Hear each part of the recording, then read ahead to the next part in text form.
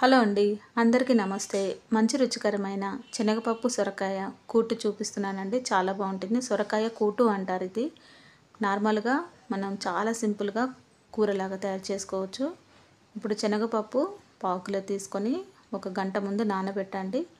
దీంట్లోకి ఒక 10 పచ్చిమిర్చి, ఎండు కొబ్బరి ముక్కలు, అలాగే 1 స్పూను జీలకర్ర తీసుకోండి. ఇప్పుడు మనం సగం సొరకాయని తీసుకున్నాము. ఇది అరకిలో ఉంటుంది అనుకుంటా అండి. 500 గ్రామ్స్ ఉంటుంది. ఇప్పుడు ఈ సొరకాయని చెక్కు తీసేసి ముక్కలు కట్ చేసి పక్కన పెట్టుకోండి. ఇప్పుడు దీంట్లో మనం ఈ పచ్చిమిర్చి, జీలకర్ర, ఎండు కొబ్బరి మెత్తగా మిక్సీ పొడిలాగా తయారు చేసుకోవాలి. ఇప్పుడు కుక్కర్లో మనం శనగపప్పు అలాగే సొరకాయ ముక్కల్ని వేసి మనం ఒక 2-3 విజిల్స్ వచ్చేంత వరకు ఉడికించుకోవాలి. కొన్ని నీళ్లు వేసి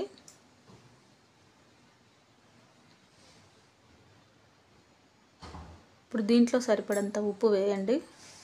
పసుపు అలాగే కొంచెం ఉప్పు కూడా వేసుకొని కొంచెం నీళ్లు అలాగే ఉండాలండి. మరి మెత్తగా ఉడకనివ్వకుండా కొంచెం శనగపప్పులాగా ఉండేటట్టు మీరు ఉడికించుకోండి. దీంట్లోనే పచ్చిమిర్చి, జీలకర్ర, ఎండు కొబ్బరి మిక్సీ వేసుకున్నాం కదా, ఆ పొడిని దీంట్లో వేసుకోవాలి.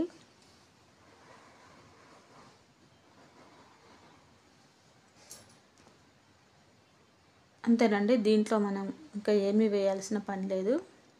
కావాలంటే కొత్తిమీర ఇంకా కొంచెం కరివేపాకు కూడా వేసుకోవచ్చు.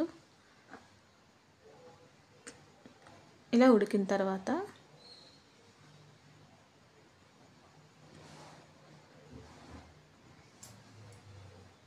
సరిపడంత టేస్ట్కి తగ్గట్టు కొంచెం మళ్ళీ ఉప్పు వేసుకోండి.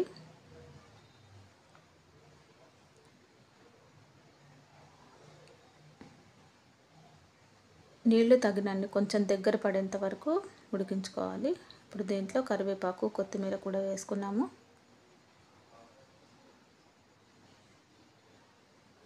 చిన్నపిల్లలు కూడా చాలా బాగా ఇష్టంగా తింటారండి. ఇది మనకి చపాతీలో కూడా బాగుంటుంది.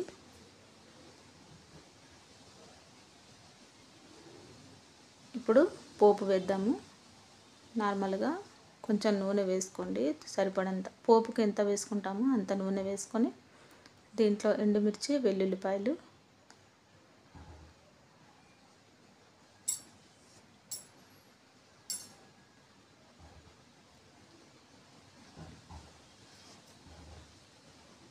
ఇవి కొంచెం వేగగానే మనం కొద్దిగా మీరు దీంట్లో కొంచెం ఇంగు కూడా వేసుకోవచ్చు అండి.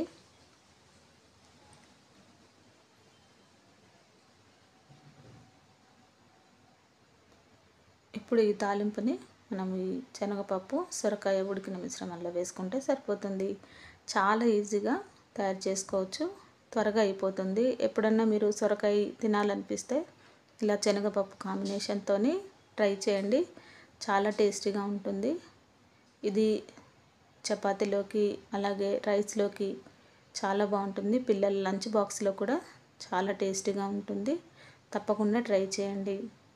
నా ఈ వీడియో మీకు నచ్చినట్లయితే లైక్ చేయండి, షేర్ చేయండి, సబ్స్క్రైబ్ చేయండి. అందరికీ వెరీ థ్యాంక్ యూ అండి. చివరిలో కొంచెం కొత్తిమీర వేసుకొని డెకరేషన్ చేసుకోండి. చాలా టేస్టీగా ఉంటుంది. తప్పకుండా ట్రై చేయండి.